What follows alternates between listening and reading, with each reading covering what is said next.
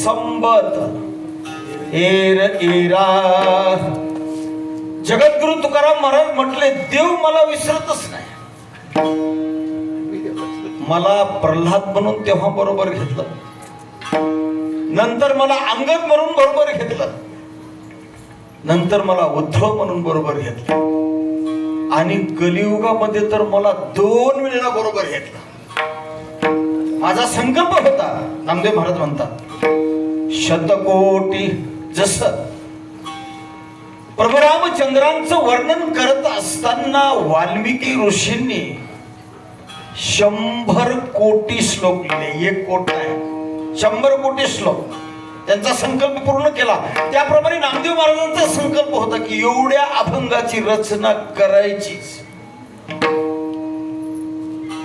पण अर्धवट ठेवलं. का? माझ्या स्वरूपाने मलाच पूर्ण अवतीर्ण व्हायचं होतं. जे अंगद होते, जे प्रल्हाद होते, या स्वरूपाने मला पूर्ण कलियुगामध्ये 2 वेळा अवतार घ्यायचा. म्हणून नामदेवरायांनी अर्धवट अभंग ठेवले, आणि त्याची पूर्तता करण्यासाठी देहू गावामध्ये मोरे घराण्यामध्ये जगद्गुरु तुकाराम महाराजांनी घोटविन लाळ ब्रह्म ज्ञाना हाती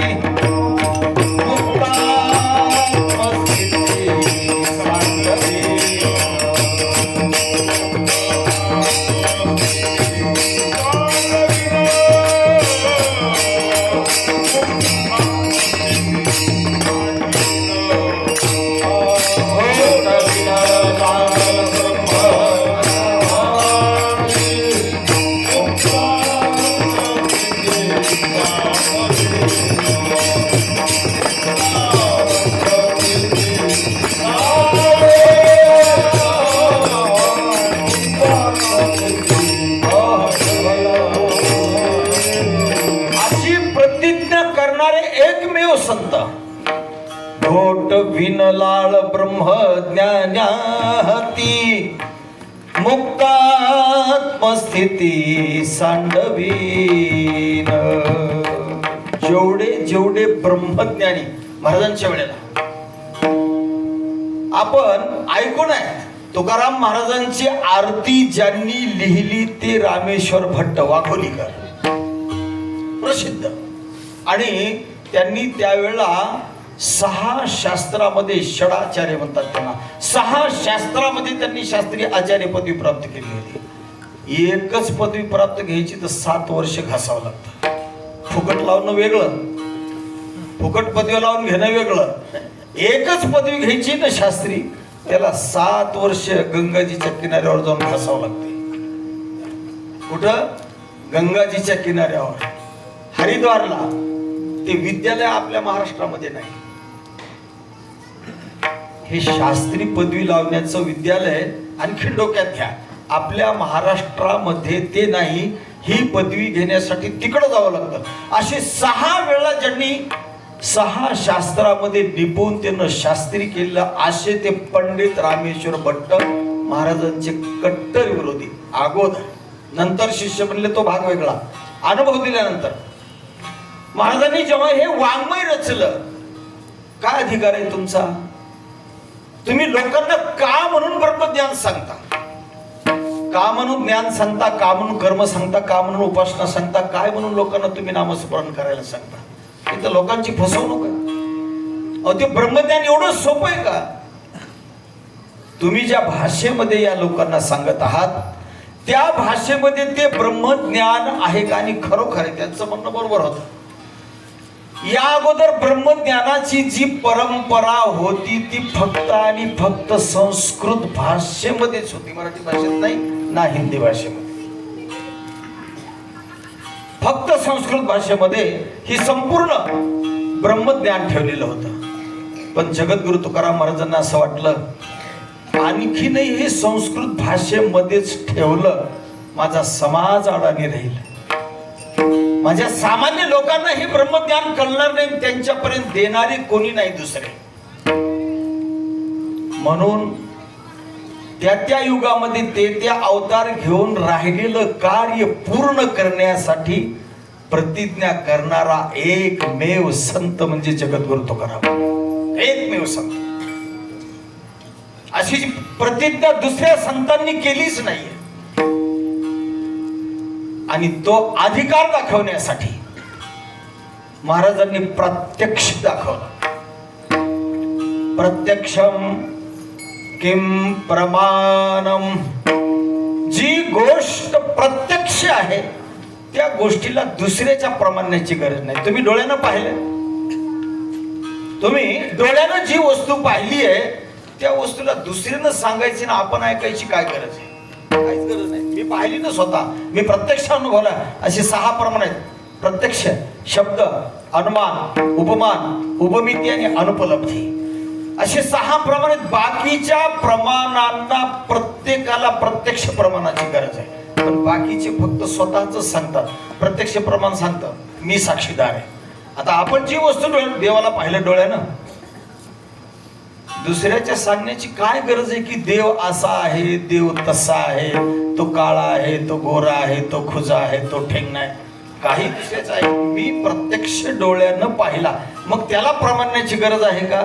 त्याला प्रमाणाची गरज नाही. त्याप्रमाणे जगद्गुरु तुकारामांनी प्रत्यक्ष करून दाखवलं. त्यावेळेला पुण्यामध्ये दादोजी कोंडदेव नावाचे उपासक, एक मांडलिक राजा छोटासा, आणि त्या राजाकडे या सर्वांनी मिळून तक्रार केली. त्यावेळेला महाराजांचं आचरण, महाराजांचं बोलणं, महाराजांचं वागणं हे वेदाच्या विरुद्ध आहे. आतापर्यंत नास्तिको वेद निंदका, ज्यांना नास्तिक म्हणण्यात ते वेदाची निंदा करणारे. तुम्ही देवाला माना अथवा न माना, वेदाला मानावंच लागेल. देवाला न मानणारा नास्तिक होऊ शकत नाही, पण वेदाला न मानणारा नास्तिक आहे. काय करतो वेद? पै अहिता पासोनी काढिती, हित देवो निवाढविती, नाही श्रुती परोती माऊली या जगा. काय केलं वेदानं? का वेदाचं नाव घ्यावं लागतं? का वेदाच्या विरोधात जायला जमत नाही? आणि ज्यांनी वेदाच्या विरोधात गेले त्यांना नास्तिक असं म्हणण्यात आलेलं आहे. जगद्गुरु तुकाराम महाराज म्हणले, मी नास्तिक नाही, वेदाच्या विरुद्ध बोलत नाही, वेदावर टीका करत नाही. वेदावर मी बोलतोय, पण वेदावर टीका स्वरूपाने बोलत नाहीये. मी वार्तिककार आहे. उक्ता नुक्त दुरुक्ता नाम चिंताम यत्र प्रवर्तते तम ग्रंथम वार्तिकम वार्तिकज्ञा मनीषिण. कोण विद्वान बोलतात?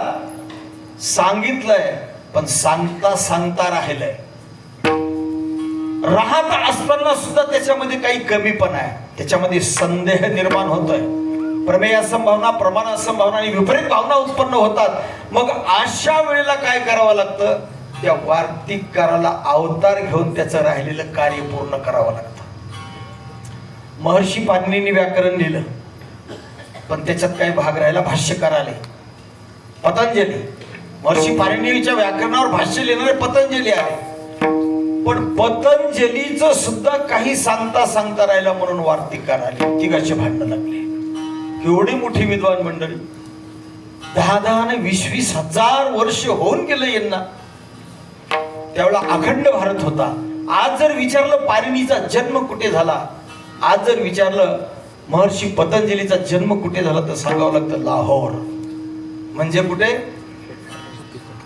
म्हणजे पाकिस्तान वेगळं आहे का? भारतातलाच. हे व्याकरण आध्यात्मिक शास्त्रामध्ये सुद्धा आहे. मग हे राहिलेलं कार्य जगद्गुरु तुकाराम महाराजांना वाटलं वार्तिकाचं काम आपण करूया. संस्कृत भाषा आम्हाला कळली नाही म्हणून जगद्गुरु तुकाराम महाराजांनी ज्या दादोजी कोंडदेवाकडे जी मंडळी गेली होती त्यांना सांगितलं ज्यांना वाद घालायचा आहे त्यांनी इंद्रायणीच्या काठावर एक संगमेश्वराचं मंदिर आहे. काल परवा आपण ते छावा चित्रपट प्रसिद्ध झाला आहे. छत्रपती संभाजी राजांना ज्या गावापासून ओढत नेलं त्या गावाचं नाव आहे वढू.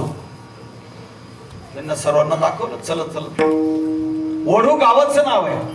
आणि राजांना ज्या ठिकाणी समाधी दिली संभाजी छत्रपती शिवाजी महाराजांना ते ठिकाण संगमेश्वर मंदिर. आणि तिथं जगद्गुरु तुकाराम महाराजांनी ज्यांना वाद करायचा आहे माझ्या बरोबर त्यांनी तिथे यावं. पहिल्या काळात एक प्रथा होती, एखादा विद्वान पंडित काशीहून शिकून आला की मग त्यानं सांगायचं, कुणाला काही प्रश्न असेल तर विचारा, नाही तर माझं शिष्यत्व स्वीकारा, घ्या माळी, मी माळी तुम्हाला देतो. ज्याला घ्यायची नाही त्याच्या गळ्यात बळतच टाकायची, नाही तर मग माझ्या बरोबर वाद कर. बरं, पहिले काही लोक असे शिकलेले असायचे आणि अडाणीपणा इतका लोकांना दाखवायचे, मग ते लोक परेशान व्हायचे. लोक म्हणायचे, उग ह्याच्या नादी लागण्यापेक्षा घ्यानं गळ्यामध्ये मला लावा न गंध, काय बिघडलं आपलं, मना करा होते, म्हणा रामकृष्ण आहे. काशीहून शिकून आलेल्या पंडिताला आपण काय म्हणून उगाच वाकडं त्याच्या बरोबर जायचं. आणि एका गावामध्ये एक मग असा थोडा अडाणी मनुष्य होता. त्यानं विचार केला, तुम्ही सर्वजण त्याचे शिष्य बनला, आपण शिष्य बनत नाही. कुठं हानूरून म्हटलं, तू काय आपला आवत करतो, शेतीत तुला गाईन म्हशी याच्या हातीतलं काही माहित नाही, आणि तू महाराजांना त्या शास्त्री महाराजांना असं आवडत तेवढं बोलणार का? म्हणलं, आपल्या प्रश्नाचं उत्तर दिलं तर आपण त्यांचा शिष्य, नाही उत्तर दिलं तर त्यानं माझं शिष्य बनायचं. तुला येतच काय? चला महाराजांसमोर. त्या शास्त्री तिकडे 14 वर्ष शिकून आलेले ते शास्त्री महाराज, डबल शास्त्री केलेलं. त्यांना माहितीये का, आता साकूरमध्ये कोण आपल्याला अडवलं विनाकारण पाठीमागे लावत असतील, समोर कशाला लावतील कोण? महाराज तो असाच आहे, महाराज तसाच आहे. झालं, बसले विषय काढला. महाराजांना कीर्तन लांबवलं होतं, म्हणजे ह्याला काय मिळालं होतं का नव्हतं कुठे? काय माझ्या अगोदर ओळखलं, संपलं असेल भांडवल महाराजांचं. काय बोलतील लोक याचा तपास नाही. काशीच्या महाराजाला एवढ्या दिवस शिकलेल्या मला, त्याला एक शिष्य बनावं लागेल, नाही तर मी पण माझ्या प्रश्नात उत्तर आणलं महाराजांना. काय प्रश्न विचारा, अडाणी माणूस. बाकीचे प्रश्न कोणी अभंगाचे विचारले, कोणी श्लोकाचे विचारले, कोणी गीतेचे विचारले, कोणी जला ज्ञानेश्वरी गाथा विचारायची विचारले. प्रश्नात्मक झालं म्हणजे आता लागू द्यायचा नंबर. त्याला, महाराज माझ्या प्रश्नाचं उत्तर दिलं तर मी तुमचा शिष्य, आणि नाही दिलं तर एवढे दिवस शिकून आलेलं सर्व ज्ञान माझ्या पायावर समर्पित करायचं, माझा शिष्य बनायचं, मी तुमचा गुरु बनणार. महाराजांना माहित होतं, विचार काय विचारणार आहे हा, एवढं डोकं चालवेल हे माहितच नाही. त्यानं म्हणलं, महाराज नीट ऐका, टपकन गुळगुळ बदकन ब्या. टपकन गुळगुळ बदकन ब्या. महाराजांना डोकंच खाजवले. टपकन काय, गुळगुळ काय, बदकन काय, ब्या काय. थोडासा विचार केला. लोक म्हणले, आता भेटला महाराजाला गुरु, आता महाराजाची जिरवतोय. महाराजांनी इकडे तिकडे चालून पाहिलं, जे पाठांतर होतं ते आठवून पाहिलं, पण हे गुळगुळन बेयान बदकन कुठं मिळत नाही त्याला. त्याने सांगितलं, अहम ब्रह्मास्मी आत्मा ब्रह्म तत्वमसी, हे वाक्य पाठ केलेले, पण त्याच्यात हे नाहीच तिथं बदकन बेयान टपकन गुळ. महाराज म्हणले, बोला, टाइम संपत आला. महाराज म्हणले, हे एक काम करतो, तुझं शिष्यत्व बनतो, पण तू तरी उत्तर देशील का नाही? उत्तर तयार आहे म्हणलं. उत्तर दिलं तरच शिष्य बना ना, नाही उत्तर दिल्यावर तुम्ही माझे शिष्य कसे बनणार? महाराज म्हणलं, एवढं तुम्ही अवघडात पडलात, काशीहून इथपर्यंत फरफटत आलात, तुम्हाला असं कुठून भेटलं नाही का? अरे म्हणलं, भेटलं असतं तर सांगितलं असतं ना. तेव्हा का म्हणलं, माझं जे घर आहे पत्र्याचं घर आहे, माझं घर पत्र्याचं घर आहे, आणि घराच्या पाठीमागे एक कवठाचं झाड आहे, आणि मी एक शेळी पाळलेली बकरी, मी एक बकरी पाळलेली. वारं आलं, कवठाचं झाड पडलं, ते फळ पडलं टपकन, मागच्या कडला पडलं, ते गुळगुळ गुळगुळ गुळगुळ करीत आलं पुढच्या कडे, तिथून निसटलं खाली बकरीच्या पाठीमध्ये पटकन, आणि पुन्हा बकरीनं केलं द्या. महाराज म्हणले, असे जर प्रश्न विचारणारे जर लोक असतील, किती महाराज उकळून पिल्यावर संप्रदाय कळेल, किती महाराज उकळून दिल्याच्या नंतर शास्त्री कळेल, किती लोक किती उपदेश केला तर. महाराज म्हणले, तसं नाहीये. माझे प्रश्न अध्यात्माचे असतील, प्रश्न विचारणारा आध्यात्मिक असावा. अट ही, तुम्ही काही प्रश्न विचाराल त्याला अर्थ नाही. माझे प्रश्न आध्यात्मिक असतील आणि तुमचे उत्तर सुद्धा मी आध्यात्मिक दिले, तुमचे प्रश्न तसेच असावेत, त्याचं उत्तर मी दिले. समानशीलेषु व्यसनेषु सत्यम. तेव्हा त्याला वाद विवाद संवाद असं म्हटलं जातं. उगाच तुम्ही एकच म्हणायचं मी एकच म्हणायचं, त्याला काय अर्थ आहे बरं? महाराज म्हणले, या संगमावर दादोजी कोंडदेव नावाचे जे राजे होते पुण्यामध्ये, मंडलिक, त्यांनी त्यांची ते संपूर्ण ज्यांना ज्यांना महाराजांच्या बद्दल शंका होत्या त्या सर्वांना आणलं आणि जे आता वडूर आहे संगम त्या ठिकाणी वाद झाला. हजारो लोक जमले होते. जगद्गुरु तुकाराम महाराजांच्या मध्ये आणि राजांच्या विद्वान लोकांमध्ये रामेश्वर भट्टासहित सर्व येणार आहेत. हे सर्व त्यांना प्रश्न विचारायत. काही संन्यासी महात्मा होते त्यामध्ये. आता आपण कुंभाला जर कोणी गेलं असलं तर पाहिले असेल तिथं झुंड कुणाची, संन्यासी महात्मा लोकांची. महाकुंभ संपूर्ण भारतामधले सर्व संन्यासी एकत्रित आहेत तिथं. दशनाम आखाडा, गोरी गिरीपुरी संन्यासी, भारती वन, सरस्वती, हे सर्व 10 आखाड्याचे महात्मा लोक तिथं असतात. मी पण उदासीन आखाड्याचा, लिहून घ्या. मी पण उदासीन आखाडा हरिद्वार या आखाड्याचा महात्मा आहे. हरिभक्त परायण लाड गुरुजी उदासीन आखाड्याचे ते पण शिष्य. आमच्या बरोबर त्यावेळेला जी मंडळी होती. आता आम्ही संप्रदायासाठी माळी आणि हा ड्रेस ठेवला, संप्रदायासाठी आणि महाराष्ट्रामध्ये हे कार्य करण्यासाठी. नाही तर आम्हाला तिकडे गुंडाळलेलंच होतं अगोदरच, पण सोडलं ते. लाडगुरुजींना विचारा कधी एकांतामध्ये. उदासीन आखाड्याचे आम्ही अनुग्रह आहेत. आजही आम्ही तिथं गेलो हरिद्वारला तरी उदासीन आखाड्यामध्ये आम्हाला सन्मानपूर्वक तिथं बसवतात. ह्या ड्रेसमध्ये जरी असलं तरी. तिकडे ह्या ड्रेसला मान्यता नाहीये. तिकडं भगवा असला तरच संत, भगवा असला तरच महात्मा आहे. असे महात्मे. आणि जगद्गुरु तुकाराम महाराजांच्या समोर महाराज म्हणले कीर्तन चालू करा. कीर्तन चालू झालं आणि कीर्तनासाठी जो अभंग होता तोच अभंग होता. घोटवीन लाळ ब्रह्मज्ञाने हाती, मुक्तात्मस्थिती सांडवीन, ब्रह्मभूत काया होत से कीर्तनी, भाग्य तरी रोनी देवैसा. महाराजांना हे दुसरं चरण म्हणलं. जेवढे संन्यासी होते रामेश्वर भट्टा सहित त्यांचं असं डोकं फिरलं, असं डोकं फिरलं. त्यांनी जे जे समोर पाहिलं, जे जे दृष्टी दिसे ते ते हरिरूप. महाराज ज्या ठिकाणी उभे होते त्या ठिकाणी रामेश्वर भट्ट पाहू लागले. तुकाराम महाराज उभे नाहीये, साक्षात भगवान पांडुरंग परमात्मा त्या ठिकाणी उभा आहे. साक्षात ब्रह्माचं चैतन्य त्या ठिकाणी उभा आहे. हे संन्यासी महाराज रामेश्वर भट्ट स्वतः पाहू लागले. आणि मग महाराज जिथं नाही, जिथं देवच आहे, मग तिथं नमस्कार करू लागले. रामेश्वर भट्टांना साष्टांग प्रणिपात केला. त्यांच्याबरोबर जेवढे संन्यासी महात्मा होते या सर्वांनी साष्टांग दंडवत घातला. आणि दादोजी कोंडदेवांनी सांगितलं संपलं. तुम्हाला वाद घालायचा होता, तुम्ही त्यांच्या पायावर पडता, मी निघून जातो, आता तुमचं तुम्ही पहा. एवढा अधिकार ज्या महापुरुषाचा होता त्यांचा हा मंत्र आहे. एवढा अधिकार ज्या महापुरुषाचा होता त्यांचं हे ज्ञान आहे. एवढा अधिकार ज्या महापुरुषाचा होता त्यांचा हा अभंग आहे. संप्रदायाची परंपरा दाखवणारा अभंगाचा प्रथम चरण. शुभ कादे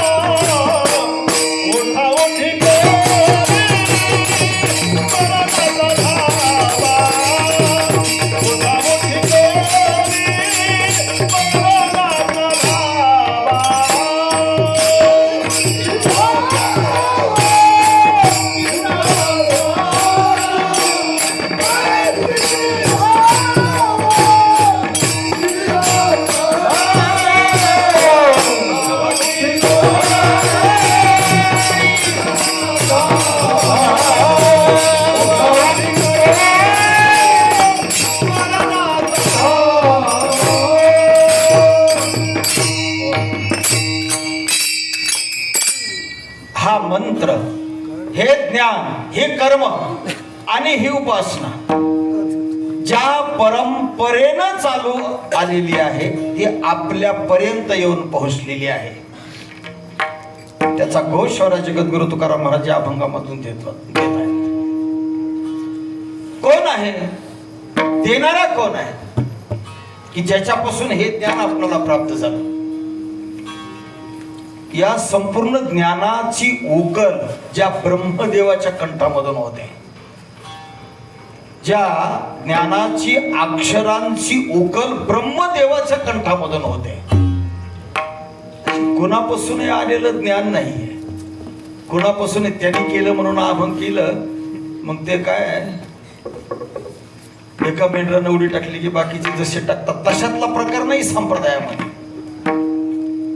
एक वेड्यांचं हॉस्पिटल होतं, वेड्यांचं, जसं पुण्याला आहे ना कोणतं ऐरावड्याला मेंटल हॉस्पिटल, एक कोपराच एक तिथे, त्या कोपऱ्याचे नाव मेंटल कॉर्नर. बस पण थांबायचे म्हणलं की मेंटल कॉर्नरलाच थांबते. खूप वेळ आहे तिथं, खूप वेळ आहे. वेळे नीट करण्यासाठी ठेवलेले आहेत, पण काही वेळेला डॉक्टरच वेळ बोलतोय, काही वेळेला त्या वेड्यांचं बघून डॉक्टरच वेळ. 25 वेळे ठेवलेली एका हॉलमध्ये, एका वेळेनं उठायचं दररोज भिंतीला कान लावायचं. दररोज डॉक्टर 6 महिन्यापासून बघत होता. 6 महिन्यापासून. काय गरज आहे का डॉक्टरला भिंतीला कान लावायची? आणि तो डॉक्टर आहे, गरज आहे का डॉक्टरला भिंतीला कान लावायची? डॉक्टर म्हणलं हे भिंतीला कान लावून ऐकतच काय असं? जो डॉक्टर वेड्यांना नीट करणारा डॉक्टर आहे तोच काय म्हणू लागला, हे कायच ऐकत असेल या भिंतीला कान लावून दररोज 6 महिने पाहतो या पेशंटचं. बघता बघता डॉक्टरनच कान लावले एक दिवस. काय आवाज यायचा भिंती? ते काय माऊलीने चालवायची भिंत? चाल म्हणलं की चालायला. कान लावतोय, कान लावतोय, कान चिटकतोय, बघतोय, काढून काहीच आवाज आहे. 10-15 मिनिट गेले. जे वेळ 6 महिन्यापासून कान लावत होत त्याने म्हणलं काम बनलं आज. आज काम बनलं म्हणला. 6 महिन्याचं फल आज मिळालं. 15 मिनिट झाले डॉक्टर ऐकत आहे. बघूच काय म्हणते डॉक्टर. काही डॉक्टरला ऐकायला डॉक्टरनं बघितलं जे वेळ कान लावत होतं. म्हणलं का रे? 6 महिन्यापासून ह्या भिंती बरोबर बोलतो. 15 मिनिट झालं म्हणला ती भिंत माझ्याशी काहीच बोलत नाही. म्हणला डॉक्टर साहेब 6 महिने झालं काहीच ऐकायला आलं नाही, काहीच बोललं नाही, तुम्हाला 15 मिनिटात ऐकायला येत असतं. अहो वेड्याने वेड्यासारखं वागावं. गोष्ट काय शहाण्याने का वेड्यासारखं वागावं? ज्याला माहितच नाही संप्रदायाची परंपरा, तुला काय खायचं ते काय, काय पियचे ते पी, गटारात लोड नाही ते काय तिकडे जातं पाडून घ्या, आम्हाला काय घेऊन नाही. पण ज्याला संप्रदायाची काही परंपरा माहिती त्यानं का असं करावं? त्यानं का त्या वाईट गोष्टीमध्ये करावं? ही संप्रदायाची परंपरा ज्यांच्यापासून आलेली आहे ती परंपरा जगद्गुरु तुकाराम महाराजांनी प्रगट केली. आद्य पुरुष ब्रह्मदेव कंठम भित्वा विनिर्यातो तस्मान मांगलिका ओंकारश्चात शब्दश्च द्वावेतो ब्रह्मणः पुरा. हे सर्व ज्ञानाची परंपरा ब्रह्मदेवाच्या कंठामधून बाहेर. ब्रह्मदेवाच्या कंठ. आणि सर्वप्रथम 2 शब्द आले, ओंकार आणि अथ. एक शब्द आला ओंकार. बघा माऊली ज्ञानोबाने त्याचं भाष्य लिहिलं. ओम तत्सदिति निर्देशो ब्रह्मणः त्रिविध स्मृतः.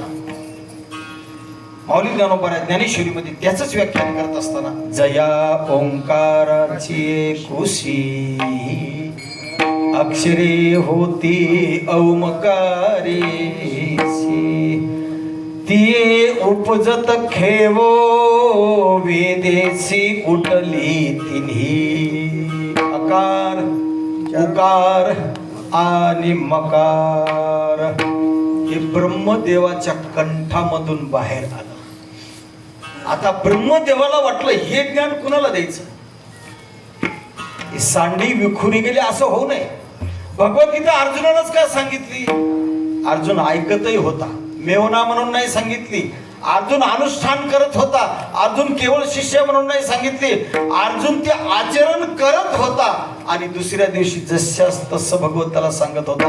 मित्र म्हणून नाही, मेवना म्हणून नाही, सखा म्हणून नाही, आणि मी त्याचं सार्थ्यपण करतोय असं तर कुठलाच भाग नव्हता. अशी तर पुष्कळ मिळाले असते, अर्जुनासारखे पुष्कळ मिळाले असते, पण नाही, दुसऱ्याला ते ज्ञान सांगितलंच नाही. अर्जुनाला सांगण्याचं कारण, अर्जुना परिससी आणि परिसोनी अनुष्ठिशी, अनुष्ठान करतो म्हणून ते अर्जुनाला ज्ञान सांगितलं. म्हणून ब्रह्मदेवाने ज्ञान सांगत असताना विचार केला, कोणाला सांगायचं ज्ञान?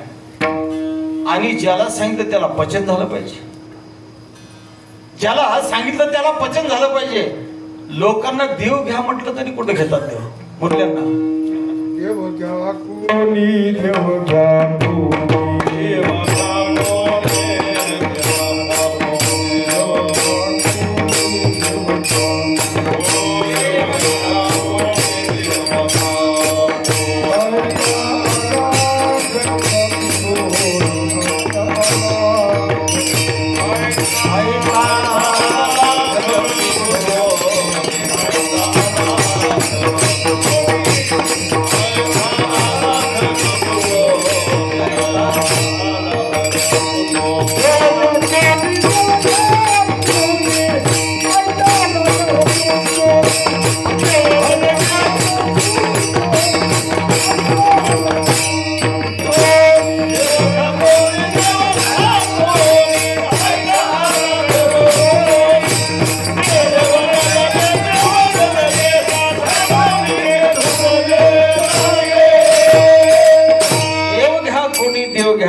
आईता आला घर पोसणे, देव न लगे देव नले, साठवणाचे रुंदले जागे.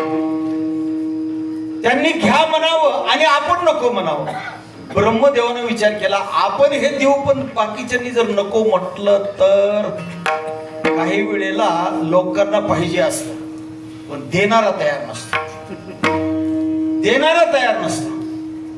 पैसा कुणाला नकोय, धन कुणाला नकोय, सत्ता कुणाला नकोय, घरदार कुणाला नकोय, शेतीबाडी कुणाला नकोय, सर्वच पाहिजे ना, पण देणाऱ्यानं दिलं पाहिजे. हा, नाऱ्याला मस्त पोळ्या लागतात भरपूर, पण ते देणारा पाहिजे ना. आपल्याला जे पाहिजे तेच देणारा असा मिळेल का? तसा दाता मिळणार नाहीये. कदाचित त्याला द्यायचे ते आपल्याला पाहिजे नसेल.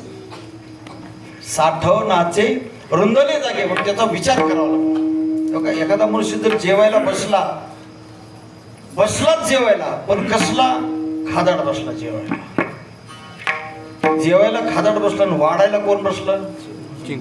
स्वयंपाक बनण्यात हातखंड आहे. कोंड्याचा मांडा करते. पोळी म्हणजे पोळी अशी तोंडात घातल्याबरोबर उलगडली पाहिजे. तो पण ते लावल्याच्या नंतर बघायचं ना, आमटीचा जर फोडका मारला आणि वरून भज्याचा जर डोस दिला आणि वरून कुरवडी कुठं तोंडाला पाणी देणं वचनी केलं, आपला काय खायचं. हा, असा जर बेत बनवला, खादाड खायला बसले, पहिली पोळी संपली, दुसरी चतकोर पोळी वाढायला लागली, आणि ते वाढता वाढता हवं का डोंबलं खाव का ताटाच काय.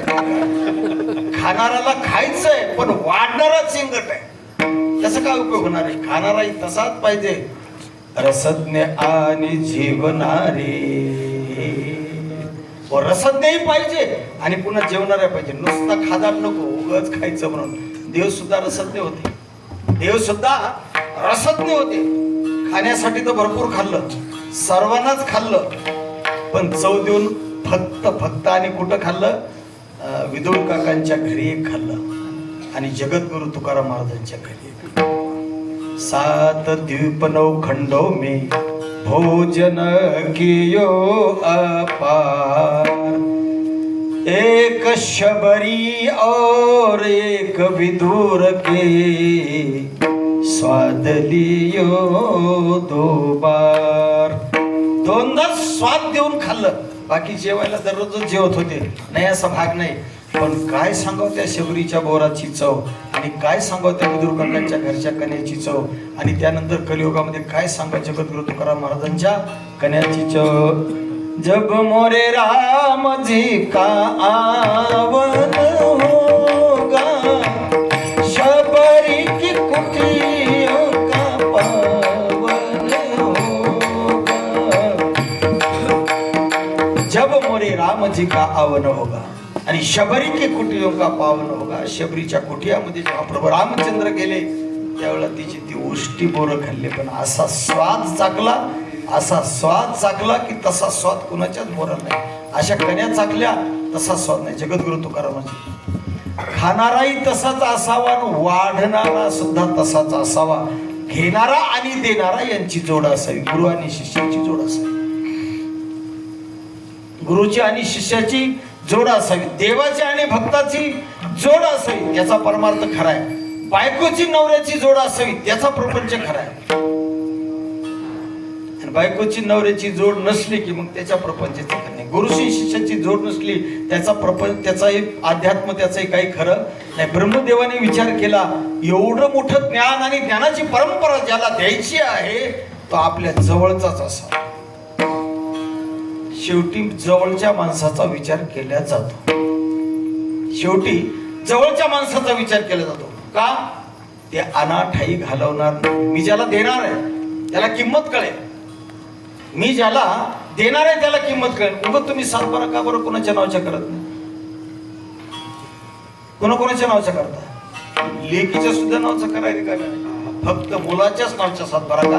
तुम्हाला माहितीये माझा मुलगा हमेशा मी कमवलेली 100 एकर मधून किमान 50 एकर तरी दारू पुण्यात घालवायला इतकी खात्री तुम्हाला. म्हणून मुलाच्या नावाच्या सातबारा करता. असं का थोडंच करता?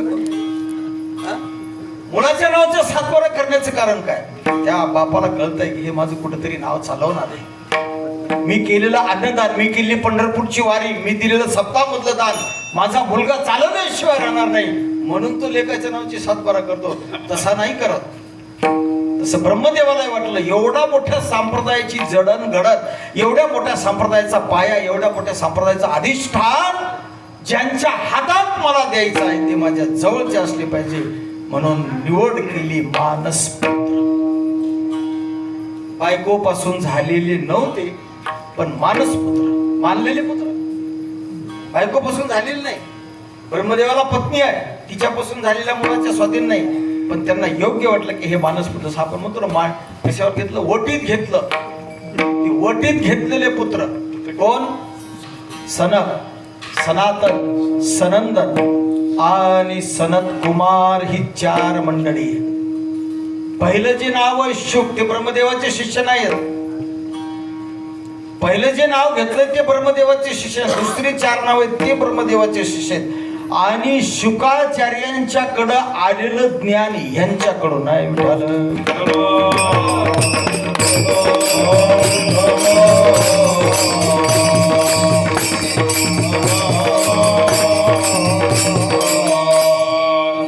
जे ज्ञान ब्रह्मदेवानी पुलस्त्य ऋषींना दिलं. पहिल्यांदा पुलस्त्य ऋषींच्याकडून ते पुलह नावाच्या ऋषीकडे आले. आणि पुलह नावाच्या ऋषींनी विचार केला, हे आलेली ज्ञानाची परंपरा जतन करण्यासाठी हे ब्रह्मदेवाचे मानसपुत्र जे आहेत हे त्यांच्याकडे ज्ञान दिलंय. आणि त्यांच्या मुखामधून हे ज्ञान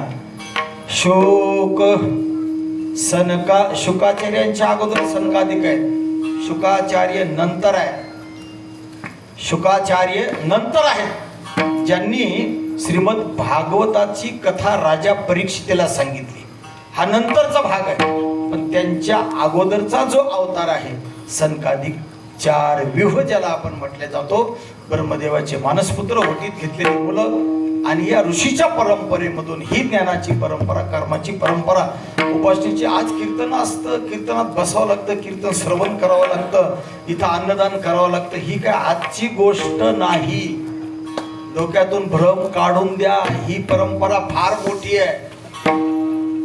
त्या काळामध्ये वाजपेयी यज्ञ केला जायचा, जो काळ आपल्याला माहित नाही.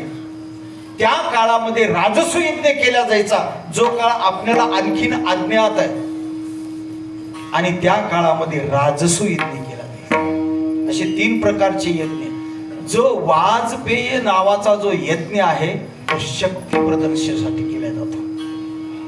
जो पांडवांनी राजगादी हस्तिनापूरची जेव्हा आपल्या ताब्यात घ्यायची होती त्यावेळेला तो यज्ञ केला. भगवान कृष्ण परमात्म्याला अतिथी म्हणून बोलवलं आणि सर्वात अगोदर सत्कार भगवान कृष्ण परमात्म्याचा आणि पूजा भगवान कृष्ण परमात्म्याची केली. त्यावेळचे हे राजे यज्ञ करायला वेळी नव्हते. अन्नात भवन्ति भूतानि पर्जन्यादन्न संभवः. यज्ञात भवति पर्जन्य यज्ञ कर्म समुद्भव. यज्ञास्तव भूते प्रारोह पावती समस्ते. यज्ञ म्हणजे काय विनाकारण अग्नीमध्ये तूप टाकणे का? तूप जास्त झालं का? गाई म्हशी जास्त होते का त्यांच्याकडे? अशातला भाग नव्हता. गहू जास्त होते, तांदूळ जास्त होते म्हणून, ब्राह्मण मंडळी जास्त होते म्हणून ते यज्ञ करायचा, तशातला काही भाग नव्हता. तो एक विधी होता. या सृष्टीचं जे चक्र आहे, हे चक्र व्यवस्थित चालविण्यासाठी ते करणं गरजेचं होतं, गरजेचं आहे.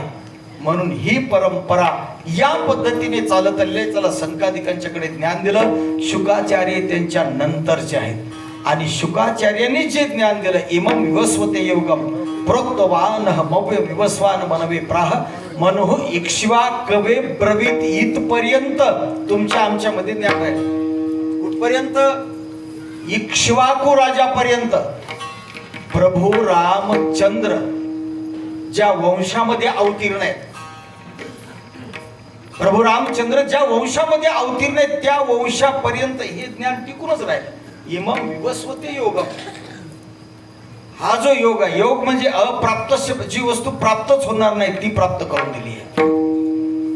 पण पुढे हे गरम रक्ताचे प्राणी भांडण करू लागले आपसामध्ये आणि भांडणामुळे डोक्यात गरमपणा आला.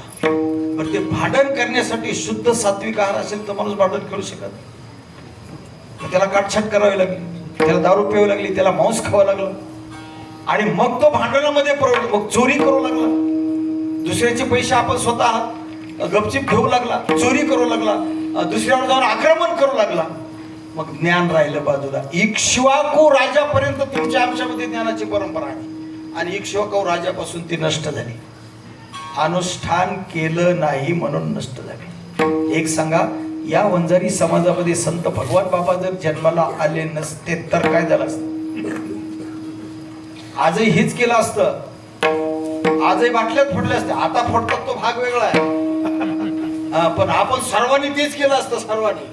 संत भगवान बाबा जर या वंजारी समाजामध्ये जन्मालाच आले नसते, आमचे गंधन आमच्या माळी कुठं खुंटीला कुठं वाहून दिले असत्या गंगाजी मध्ये सोडून. कोण होतं? वालीच कोण होत? संत वामन भाऊ आणि संत भगवान भाऊ असे दोन महारत्न महापुरुष या समाजामध्ये आले. प्रत्येक समाजामध्ये असे महारत्न येत असतात. प्रत्येक समाजामध्ये, कोणत्याच समाजाला सोडलं नाही. तुम्ही असं समजू नका आमच्यासाठी बाबा आले म्हणून. पण त्या समाजासाठी त्या समाजामध्ये प्रत्येक त्यांच्यात भेद नसतो, भेद आपल्यात असतो. ईश्वर सृष्टीमध्ये भेद नाही, फक्त जीव सृष्टी. भेद करणारे आपण आहे, भेदभाव करणारे माणसं असतात. देवाजवळ संताजवळ भेद नसतो. बघा, ईश्वराने जी सृष्टी निर्माण केली तिच्यात भेद कधीच नाही. कोणत्याही देशातला मनुष्य असू द्या, भारत देशातला असू द्या, डोळ्यानंच पाहणार. अमेरिकेतला असू द्या, डोळ्यानंच पाहणार. जापान मधला असू द्या, डोळ्यानंच पाहणार. कमी दिसलं तर चष्मा लावणार. ईश्वराची सृष्टी, त्याला पर्याय का? ऐकण्याचं काम भारतामध्ये कानानं करतात आणि इंग्लंडमध्ये काय डोळ्यानं ऐकतात का? ईश्वराची सृष्टी सर्वांसाठी सारखी. तहान लागली की पाणीच प्यावं लागणार. ईश्वर सृष्टी. ईश्वराची सृष्टी कधीच आणि कधीच जीवाला बाधी, म्हणजे तिच्यामध्ये द्वैत नसतो. द्वितीया द्वै भयम भवती. तुझे जव जव घडे तव तव संसार भय जोडे. हे देवो आपुले नितोंडे बोलती वेद. ईश्वराच्या सृष्टीत दुजेपणा नाही, जीवाच्या सृष्टीमध्ये दुजेपणा आहे. दोन भाऊ अगदी एका विचारानं राहायचे. मोठ्या भावाचं लग्न झालं, धाकट्या भावानं धावून धुपून काम करायचं. धाकट्याचंही लग्न झालं आणि लग्न झाल्याच्या नंतर त्याच्या बायकोने एक दिवस सांगितलं, कुठपर्यंत बघणार आता? थोरल्या भावाच्याच हातामध्ये का कारभार, तुम्ही नाही बघणार का काय? उद्यापासून एक काम करा, आपण आपलं घेऊन टाका, त्याला देऊन टाका. महाराजांना किती सांगू द्या तंबाखू सोडून दे, सोडत नाही. डॉक्टरने किती सांगू द्या, सोडत नाही. पण बायको जर का म्हणली उद्यापासून जर तो का तंबाखू खाऊन आला, तुझी बाज कोठ्यावर, माझी बाज घरी. उद्यापासून का तो दारू पिऊन आला, तुला घराचं तोंड बघू देणार नाही. कुणा म्हणायचं? या माता भगिनीने म्हणायचं. ज्यांचे ज्यांचे घरी दारू पिऊन येतात ना, मना खुशाल एकदा होऊ द्या काय व्हायचं ते. तक्रार करून करून कुठं करणार आहे? हे बेताडच आहे ना, नाहीतरी भुंगारीच आहे ना. काय अकल आहे का त्याला? शरीर गेलं, पैसा गेला, इज्जत गेली, याचं काहीच नाही. आणि दररोज घरी यायचं, कोटायचं, मारायचं, आरडाओरडा करायचं. कुठं सांगितलं ते? तुम्ही लाड करता. तुम्ही लाड अजिबात करायचं नाही. असं जर आलंच नाही एखादं, उगं 2-4 जणांनी मिळायचं चपला करून खन खन वाजवायचं थोबाडी. हा खरंच वाजवा. ते दुसऱ्या दिवशी येणारच नाही. हे बाया लाड करतात हो, त्याच्यामुळे ह्यांना संधी पावते. ते पिऊन आलं की तिला वाटतं कुठं उघड लोकांमध्ये फजिती करून घेता. एकदा असली परिस्थिती आणि कोण ह्याचं नसलेलं त्याच्यापेक्षा आपली भाकरी दाखवून देते. हाय बोलत्या पर घरामध्ये इज्जतीला फिरतात बाया माणसे. अजिबात नाही, ह्यांची गैज करू नका. जे जे दारू पिऊन येतात ना, बरोबर आला की असं एक जण नाही आवडलं, 2-4 जणींनी मिळायचा, धरायचा, कुटायचा, बाहेर काढायचा. बघा तुम्ही 2-4 दिवसात ते सुधारलंच पाहिजे. प्रयोग जरूर करा. इकडं आपला करंजवण नावाचं गाव आहे, पाटोदा तालुक्यामध्ये. मी आळंदीमध्ये 1990ला संस्था स्थापन केली. त्यावेळेला तिथला सप्ताह चालू केलेला आहे. गावात हरिपाठ नाही, काही नाही, काही नाही. आजही तो हरिपाठ चालू आहे. आता तिथे एक संस्था, तिथे 40 मुलं आहेत त्या महाराजांकडे. त्यावेळेला मी तिथं संकल्प केला होता. त्या गावामध्ये मी असंच सांगितलं, म्हणलं उद्या जर दारू पिऊन आलाच कुणी तर असंच करा. आणि नेमका एकच भक्त होता, आता तो गेला बिचारा. तो आमच्या पायथ्याला येऊन झोपायचा. आम्ही 4-5 महाराज, ताड महाराज गुरुजी, मी रामकृष्ण महाराज शास्त्री, प्रभाकर महाराज शास्त्री, श्याम महाराज, आम्ही असं त्या खोलीमध्ये झोपलो की आमच्या पायथ्याला येऊन झोपायचा. म्हणायचा, बाबाजी अंगावर टाकानं माझ्या काहीतरी, मी झोपीला लय होता माणूस आहे. आणि दारू पिऊन रात्रभर फिरायचा. त्याच्या बायकोनं हे ऐकलं, मी कीर्तनात सांगितलेलं. आता परवानगी मिळाली, म्हणे आज ह्यानं पिऊन शिकलो. त्याच्या नित्यनियमाप्रमाणे पिऊन गेलं. तिनं 2-3 मैत्रिणी तयार करून ठेवल्या होत्या. असा झोडला म्हणतो तुम्हाला सांगतो. पण त्याच्यानंतर 15 वर्षे त्या बिचाऱ्यानं असं दारू पण बघितलं सुद्धा नाही. मेला पण दारूला हात लावले. एकच मंत्र कानावर घ्यायचा. जसं भगवान शंकरजीची उपासना करण्यासाठी 1 लोटा जल, सब समस्या का हल. 2-4 चपला दररोज वाजवल्या का ह्यानं बंदच केली पाहिजे.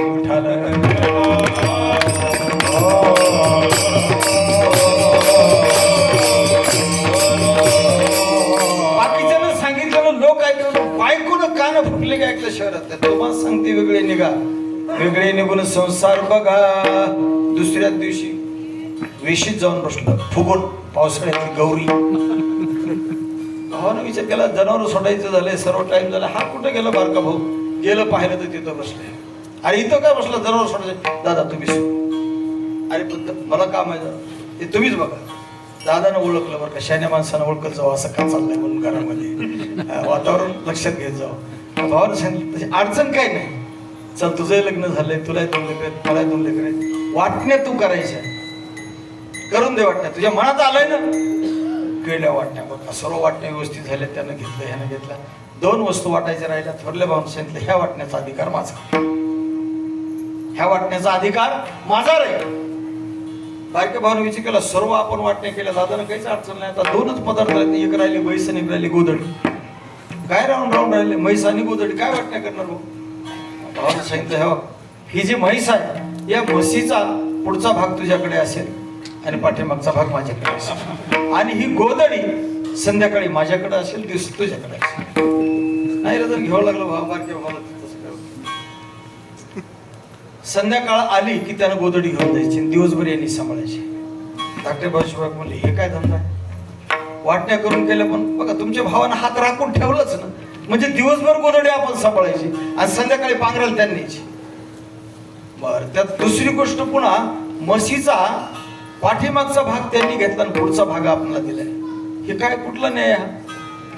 मग बायकोनं सांगितलं, आणि जसं पहिलं ऐकलं तसं आणखी एकदा ऐकता. म्हणजे सांग, गोधडी आपण दिवसभर सांभाळायची, ज्यावेळेला ते घेऊन जाणार आहे त्यावेळेला गोधडी एका हौदात भिजवायची आणि आणून ठेवायची. घेऊ दे त्याला संध्याकाळी. म्हैस दूध काढायला बसल्यावर आपल्याकडे खनपट असत असे, त्यानं दूध काढायला बसलं की एक खनपट घ्यायचं, खनखन वाजवायचं म्हशी कशी दूध काढते.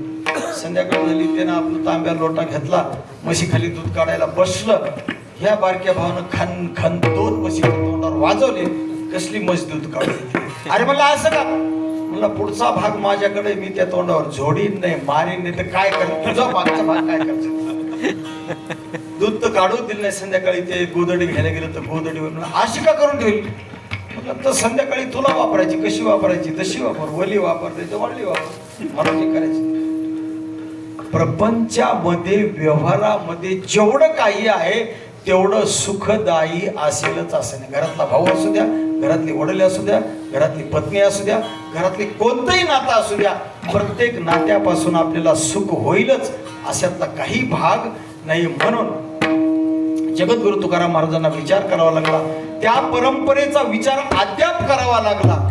आणि म्हणून ती परंपरा मोठ्या जोमाने, मोठ्या ज्ञानाने, मोठ्या गुणाने, मोठ्या धनाने सांगावीशी वाटलेली आहे.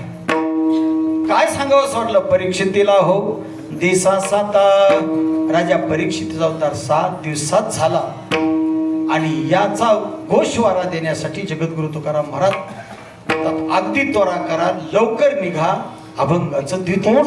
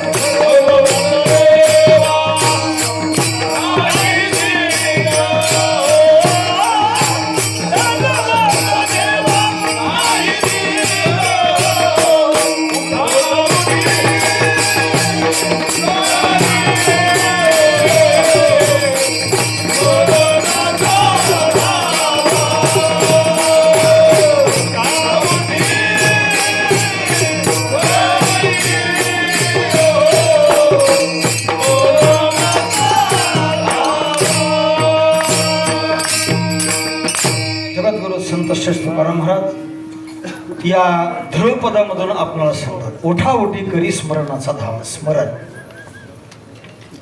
भगवंताचं नामस्मरण हा एक जो मार्ग आहे, हा प्राचीन मार्ग आहे. देवाचं नाम घ्या, देवाचं नाम घ्या, देवाचं ज्ञान घ्या, देवाचा गुण घ्या, हा जो मार्ग आहे, मी सांगून दिलं की प्राचीन मार्ग आहे, हा काही आरवाचीन नाही, अलीकडच्या काळातला नाही, अगदी पहिल्यापासून चालत आलेलं, जे आरंभीपासून. म्हणून माऊली ज्ञानोबा सुद्धा काल सांगावं लागलं, आरंभे आवडी तेने सकळ जगी सिद्धी झाले पूर्ण का, राम कृष्ण गोविंद तू माय माऊली जीवीचा जीवा. हे ज्या ज्ञानाची परंपरा असेल, मग त्याच्यामध्ये तो उठा उठी करी स्मरण. स्मरण म्हणजे चिंतन. चिंतन हा जो भाग आहे, चित्ताचा भाग आहे. मन, बुद्धी, चित्त आणि अहंकार. एक भाग आहे अंतःकरण. या अंतःकरणाचे 4 भाग असतात, त्यामध्ये चित्त हा एक भाग आहे. प्रत्येक भागाचं वेगळं वेगळं काम आहे. प्रत्येक भागाचं वेगळं वेगळं काम आहे. मनाचं काम आहे संकल्प आणि विकल्प करणे. कीर्तनाला जाऊ का नको जाऊ, गेलं तर काय होईल, नाही गेलं तर काय होईल. गावात सप्ताह आहे, नाही गेलं तर लोक म्हणतील अरे तू कीर्तनाला नव्हता. माळ काढली म्हणून सांगावं का त्या दिवशी खाल्लं पिल्लं म्हणून सांगावं, नेमकं पाहून काय नेमकं काय सांगावं, त्यापेक्षा आपलं कीर्तनात जाऊन बस. स्मरण, जे स्मरण आहे हे स्मरण मनाने संकल्पात्मक आणि विकल्पात्मक आहे. मनाचं काम आहे संकल्प करणे आणि विकल्प करणे, आणि त्यामध्ये दोन्हीचाही दाता ईश्वर आहे. सत्य संकल्पाचा दाता नारायण, सत्य संकल्पाचा दाता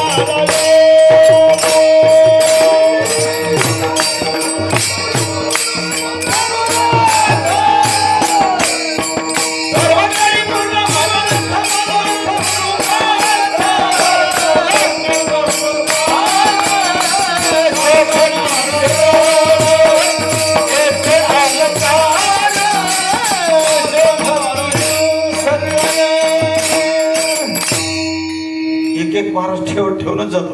मी काल बोललो म्हटलं, ही चाल म्हटली की एका महाराजाची आठवण येते, हरिभक्तीपर्यंत बाबासाहेब महाराज इंगळे. प्रत्येक कीर्तनात महाराजांची ठराविक चाल, सत्य संकल्प, अभंग कोणताही असेल पण चाल ठेवून मात्र या नाही.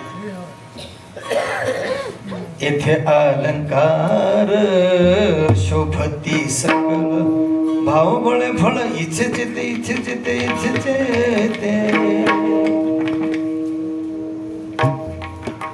ही चाल म्हटली की बाबासाहेब महाराज इंगळेची आठवण, आणि मला डाबीला कीर्तन करावं लागलं की गोवर्धन भाऊची आठवण. काय बाबाजी एक अभंग म्हणा, कोणता, सब पैसे अन्नासाची कीर्तन. तिथं कीर्तन झालं, गोवर्धन भाऊन अगोदर बाबाजी आज तो अभंग झालाच पाहिजे, आणि नाही झाला तरी माझ्यासाठी मनाच. एका माणसाची संप्रदायाला पूर्ण आठवण आहे ह्या चालीची. बाबासाहेब महाराज इंगळे म्हणायचे, अगोदर इंगळे आणि मग सगळे.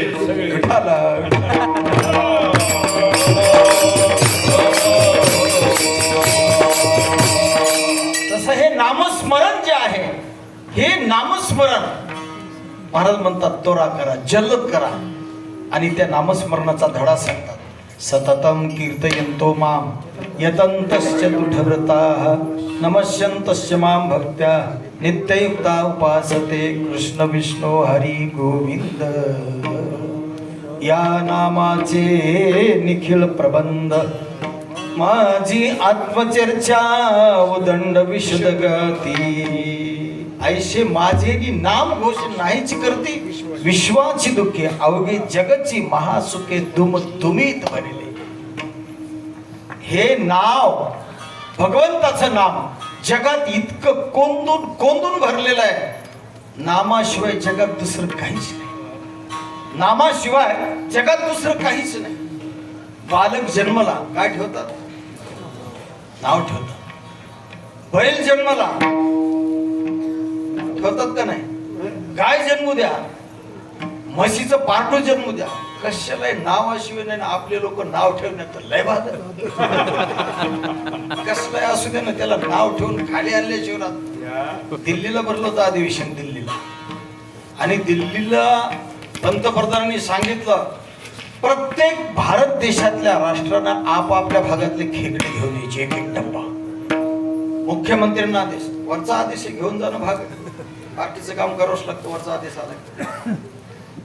आपल्या महाराष्ट्रातल्या मुख्यमंत्र्यांनी खेकडे जमा केले, पण डब्याला झाकणच नाही, गरजच नाही झाकण लावायची. बाकीचे जेवढे डबे आले होते या प्रत्येक डब्याला झाकण होतं, पण महाराष्ट्राचा डब्बा ओपन, नो झाकण, ओपनच डब्बा. येऊन तिथं प्रदर्शन मांडल्याच्या नंतर ते मंत्री महोदय वगैरे, प्रधानमंत्री, सर्व राष्ट्रपती आले. पाहिल्या म्हणजे सर्व डब्यांना झाकण आहे. कर्नाटकाचा डब्बा बंद आहे, ओडिशाचा डब्बा बंद आहे, गुजरात सर्व डबे बंद आहेत. हे उघडा कोणाचा डब्बा? म्हणजे महाराष्ट्र. म्हणूनच त्याचं नाव, आम्ही ज्याच्यात राहतो त्याचं नाव, इथले माणसं महान, इथले कर्तृत्ववान नेते महान, इथले महाराज महान, इथली ज्ञानेश्वरी. ज्ञानेश्वरी काय महाराष्ट्रातल्या वाईट काय? ज्ञानेश्वरी महान, इथला गाथा महान, इथलं सर्व महान. म्हणून ह्याचं नाव काय? बाकीचे फक्त राष्ट्र आहेत, हे लक्षात घ्या. बाकीचे फक्त राष्ट्र आहेत, पण आमचा डब्बा ओपन, नो झाकण. त्या मंत्र्यांनी विचारलं, म्हणजे तुमच्या डब्याला झाकण का नाहीये? म्हणजे गरजच नाही ना. गरज असेल मग लावावं. शनी शिंगणापूरला घराला दरवाजे नाही का? नाही, चोरीच होत नाही तर दरवाजे लावायची गरज काय? व कुत्र्या मांजरासाठी बाजा आडवा लावून ती गोष्ट वेगळी. दरवाजा कधी लावायचा? जर घरातली चोरी झाली, घरातला काही माल जात असेल तर चोरी लावायची. मग आमच्या डब्यातला खेकडाच बाहेर येत म्हणजे कसा येत नाही? म्हणजे बघा, त्या डब्यात असं वाकून पाहिलं, जो खेकडा वर येत होता दुसरा खेकडा त्याला खाली ओढायचा. जे जे खेकडे वर येत होते त्या प्रत्येकाला खालचे खेकडे खाली ओढायचे. ते दुसरे खेकडे नव्हते, आपल्यापैकीच काही होते. काय करायचं? झाकण्याची गरज. दुसऱ्या समाजामध्ये पहा तुम्ही, एका मारवाडी समाजाचा विशेष गुण केला काय, एखादा जर व्यापारी कमकुवत असेल त्याला 12 जण मिळून हात लावतात, 12 जण मिळून, आणि त्याचा उत्कर्ष केल्याशिवाय. आमचं आळंदीतलं खातं मारवाड्याकडे. तशी डायरी, आता मी इकडे आलो तरी डायरी चालू असते, दररोज येणं जाणं. अक्षरशः थोरला भाऊ धाकट्या भावासाठी कमी श्रीमंत बनलाय, पण त्या धाकट्या भावाला वाई जाऊ देत नाही. त्याला जर काही कमी पडलं 6 महिन्यातून मटेरियल, तर हा थोरला भाऊ त्याला मटेरियल भरून देतो, स्वतः श्रीमंत न होता सुद्धा. म्हणजे एवढं सांभाळतात हे खेकडे. वर थोडा निघाला की ओढ खाली, वर थोडा निघाला की ओढ. काय झाकण्याची गरज आहे? असं नाही. जे नामस्मरण जे आहे, जे चिंतन जे आहे, ते चिंतन करत असताना या 4 भागामध्ये मन, बुद्धी, चित्त आणि अहंकार, 4 भाग सांगत होतो आपल्याला. मन, बुद्धी, चित्त आणि अहंकार. मनाचा भाग झाला. बुद्धीचा भाग निश्चय करणे, जायचंच, करायचं, देणगी द्यायची, वादच नाही करायचं. जेवढी वर्गणी लावली तेवढी द्यायची. काय उगाच विचारायचे? वर्षातून एकदा, सप्ताहाने 2दा होईल, एखाद्यावर मूर्ती प्रतिष्ठा ठेवली, एखादं काही असेल. चाललं किती जाऊन जाऊन अध्यात्मामध्ये. एवढं मोठं दिलं ना देवानं, आणखी काय द्यायला पाहिजे? अहो, एवढं निरोगी शरीर देवानं दिलं, हीच मोठी संपत्ती. फार मोठा पैसा मिळवला म्हणजे श्रीमंत समजू नका. एवढं मोठं शरीर दिलं, अमौलिक. आणि हे तुम्ही सोडून नुसतं पैशाच्या जर मागं लागाल, नुसतं पैसा पैसा पैसा जर करत असाल, स्मशानात गेलं तर अलमारी नाहीये. आहे का तिथं अलमारी? बरं, तिथं जर वशिला लावायचं म्हटलं तर यम तरी घेतो का तुमचा पैसा? एवढा घे आणि मला इथंच ठेव. असं कधीच होऊ शकत नाही. मिली थी जिंदगी किसी के काम आने के लिए, मिली थी जिंदगी किसी के काम आने के लिए, पर वक्त ऐसा चला गया कि कागज के टुकड़े जमा करने के लिए. मिळालंय ना शरीर, एवढं मोठं देवानं दिलंय ना, मग करा ना त्याचं नामस्मरण. जोशात करा ना सप्ताह, बोलवा ना मोठे मोठे महाराज. विठ्ठल महाराज शास्त्रीची कट करा पुढच्या वर्षी. मग भाकड कथा करणारे बोलवा, करा जमा. चांगल्या शब्द करा म्हणजे काय करा, तुम्हाला ज्ञानाची किंमत कळली पाहिजे, गुणाची किंमत कळली पाहिजे. मोठमोठे गुणवान मोठमोठे कीर्तनकार ज्यांच्याकडे ब्रह्मज्ञान आहे, ज्यांनी काही शिक्षण घेतलेलं आहे, असे महाराज बोलवा. ज्याच्याकडे गाथ्याचं चिंतन आहे, ज्याच्याकडे ज्ञानेश्वर चिंतन आहे. आता हे मला सांगायचं नाही बाकीचं, त्याच्यासाठी वेळ कमी असतो. कारण हे लोकांच्या डोक्यात एकच बसले. काय लोकांच्या डोक्यात एकच बसले, हा हा हा हो हो हो, एवढं करायला लागलं की महाराज चांगला आहे. तुझ्या डोक्याला तरी कळलं का नाही, तुझं काय गुण पुरं काढलं हे तरी कळलं का? काल परवा एका आळंदीला आमच्या नंदकुमार मुंगशे, केळगावचे सरपंच, त्यांचा वर्ष श्राद्धाचा कार्यक्रम झाला. आणि वर्ष श्राद्धाच्या कार्यक्रमाला अभंग होता, एक वेळा करी या दुःखा वेगळे. आमच्यातले काय होते बरोबर, मी स्टेजवर होतो. मग त्या सरपंचाच्या घरचा त्यांचा बंगला असेल, काय असेल, कार्यक्रम जर असला तर ते माझ्याशिवाय कार्यक्रम ठेवायचे नाही. लोक म्हणायचे मोठ्या महाराजाचा ठेवा. ते म्हणजे ह्याच्यापेक्षा मोठा मला महाराज कळत नाही. त्यांच्या पोरांनी यावर्षी एका पाटलाचं कीर्तन ठेवलं. आणि अभंग कोणता घेतला वर्ष श्राद्धाला?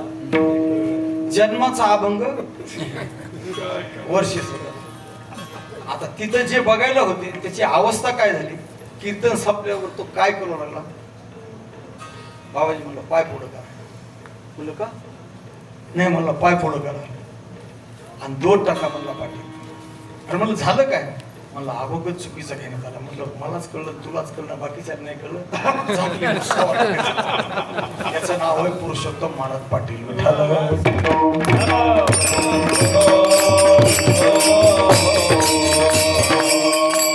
अरे घ्यायचं म्हणलं की 40,000, 41 लाख.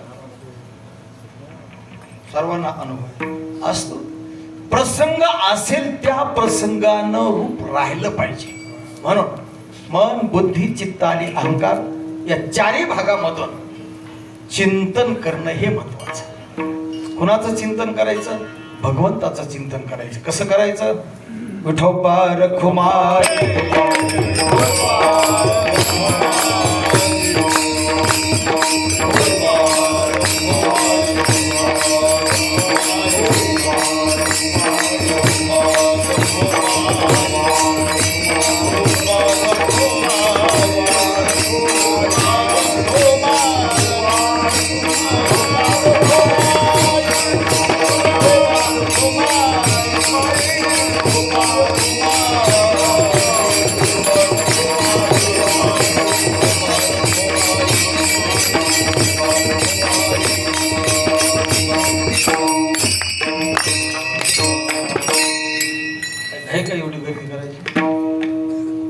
दररोजच्या शिस्तीनं चाललं तर एखादा बोल वाजवता आला असता. कथा घे कथा कथा घे.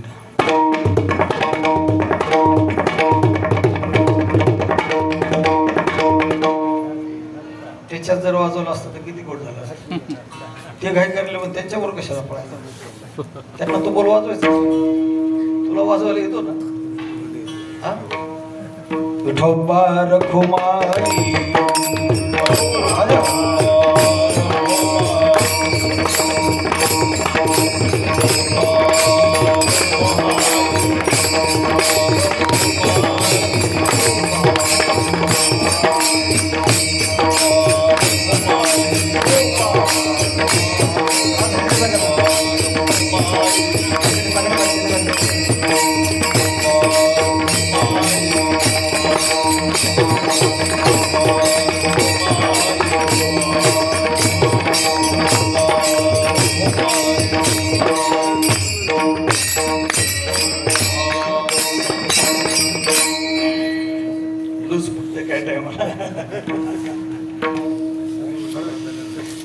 हे चिंतन आहे. आणि हे चिंतन करत असताना एक उदाहरण, ऐतिहासिक पुरावा जगद्गुरु तुकाराम महाराजांनी आपल्या पुढे ठेवलाय. उठा उठी करी स्मरणाचा धावा, उठा उठी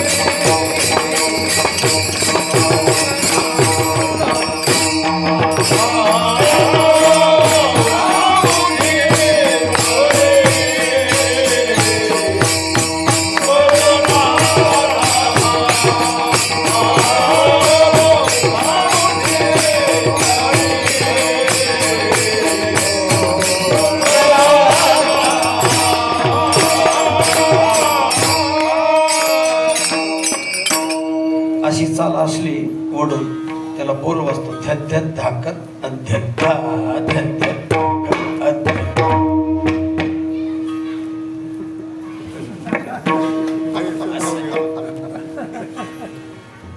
जोडच लागते. पण ते आता ती मी त्याच्यातला जाणकार म्हणून मला कळते. काही महाराजाला कळत हात कसा हाणायचा, मागून हात नाही पुढून हात, त्यालाच काही कळत नाही, मग ते काय सांगू शकतो.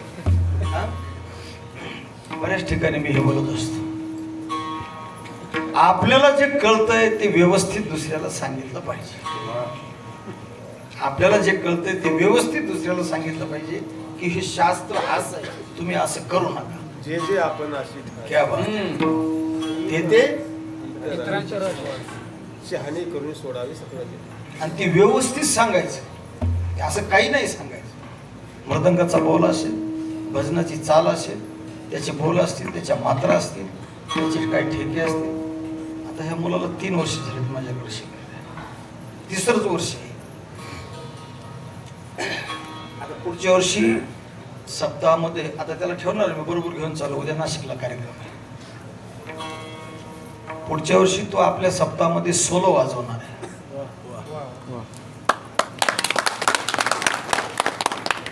आता एक 5 मिनिटात दाखवू शकतो पण झोपी जरा गेले त्याच्या 5-7 बोल दिलेत आताही. पण पुढच्या वर्षी 1 तास 1.5 तास तुम्ही त्याचा सोलो ऐकायचा. स्पेशल मृदंग ते वाजवतात ना, स्पेशल मृदंग. 4 वर्षामध्ये या मुलाकडून तुम्ही पुढच्या वर्षी तुम्हाला ते ऐकायला मिळेल. आता एक कष्ट करण्याचं काम, याच्यामध्ये जो कष्ट करेल, जो निष्ठा ठेवेल, जो श्रद्धा ठेवेल त्याला मिळेल.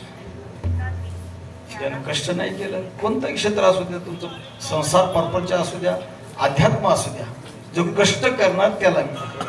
म्हणून परमार्थामध्ये सुद्धा त्वरा करा. परमार्थामध्ये सुद्धा तरी झडझडोनी वहिला निघ ये भक्तीची वाटे लाग जिया पावसी अव्यंग निज धाम माझे. ज्या माऊलींचा एवढा संदेश आहे त्यांचे भजन करूया. ज्ञानेश्वर